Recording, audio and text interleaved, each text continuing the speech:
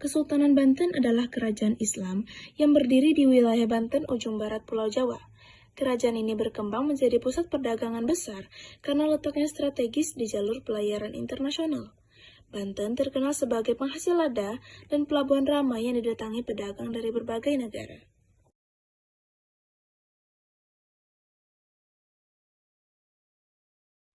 Di mana letak Kerajaan Banten? Kerajaan Banten terletak di ujung barat Pulau Jawa, tepatnya di wilayah Banten sekarang. Pusat pemerintahnya berada di Banten Lama, dekat Selat Sunda. Letak ini sangat strategis karena menjadi jalur perdagangan antar Asia dan Nusantara. Siapa saja raja-raja pada Kerajaan Banten? Yang pertama ada Sultan Maulana Hasanuddin. Masa pemerintahannya sekitar 1552 sampai 1570. Ia adalah pendiri Kesultanan Banten, putra dari Sunan Gunung Jati. Ia menyebarkan agama Islam di wilayah Banten, membangun dasar pemerintahan kerajaan, dan menjadikan Banten mulai dikenal sebagai pusat perdagangan. Lalu yang kedua ada Maulana Yusuf. Masa pemerintahannya sekitar 1570 sampai 1580. Ia melanjutkan pemerintahan ayahnya, menaklukkan Pakuan Pajajaran pada tahun 1579.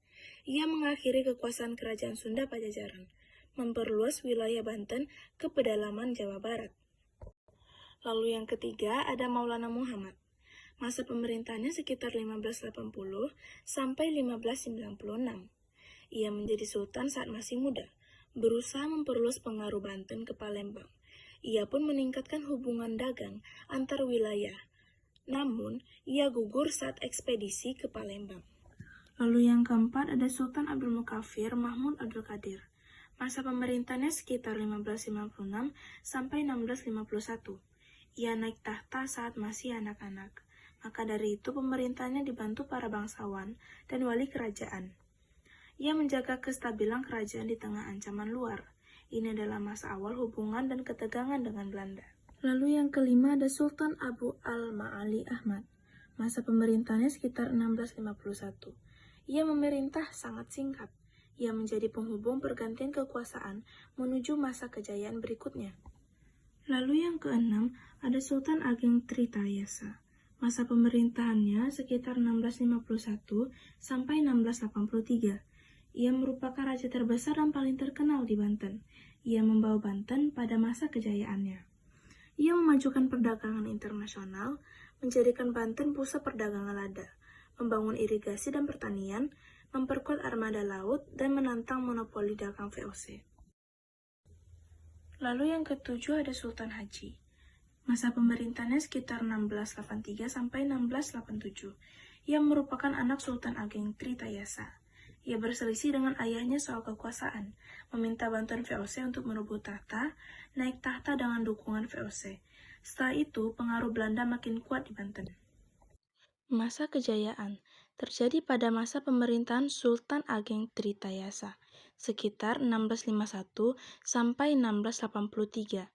Pada masa ini pemerintahan berjalan baik, perdagangan berkembang pesat dan Banten menjadi pusat perdagangan lada. Pelabuhan ramai dikunjungi pedagang asing dari Arab, Cina, India, dan Eropa.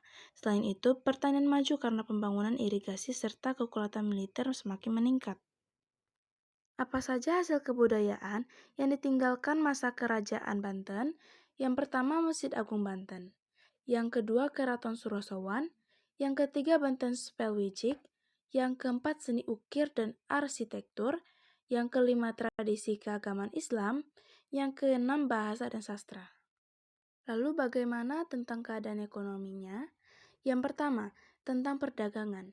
Ia menjadi pusat perdagangan internasional, didatangi pedagang dari Arab, Cina, India, Eropa, menjual lada, beras, rempah-rempah, dan hasil bumi.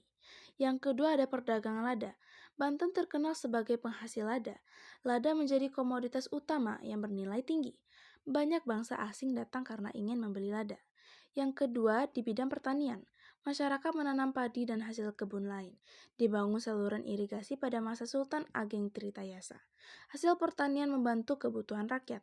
Yang keempat, pelayaran dan pelabuhan.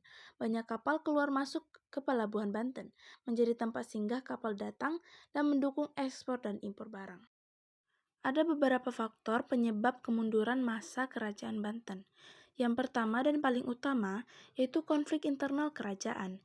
Terjadi perselisihan antara Sultan Ageng Tritayasa dengan anaknya. Perebutan kekuasaan membuat kerajaan lemah, persatuan kerajaan itu pecah. Lalu yang kedua, campur tangan VOC. Sultan Haji merebut tahta. Sebagai balasannya, VOC mendapat pengaruh besar di Banten. Politik kerajaan mulai dikendalikan pihak asing. Yang ketiga, monopoli perdagangan. VOC menguasai jalur perdagangan. Pendapatan kerajaan menurun, perdagangan asing berkurang datang ke Banten. Yang keempat, melemahnya kekuatan militer. Setelah konflik internal, kekuatan pasukan berkurang dan sulit melawan VOC dan tekanan dari luar. Sekian video kali ini, maaf apabila ada kata-kata yang salah. Kami ucapkan terima kasih.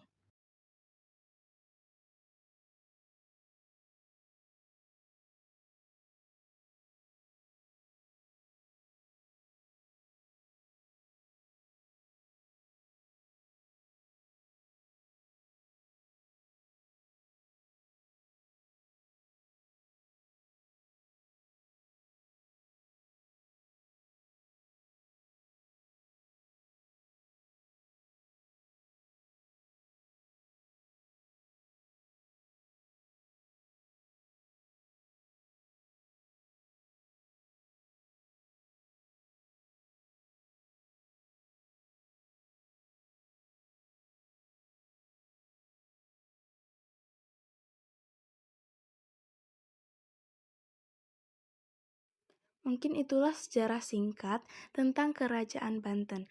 Semoga materi ini bermanfaat, dan maaf apabila ada kata-kata yang salah. Saya akhiri. Wassalamualaikum warahmatullahi wabarakatuh.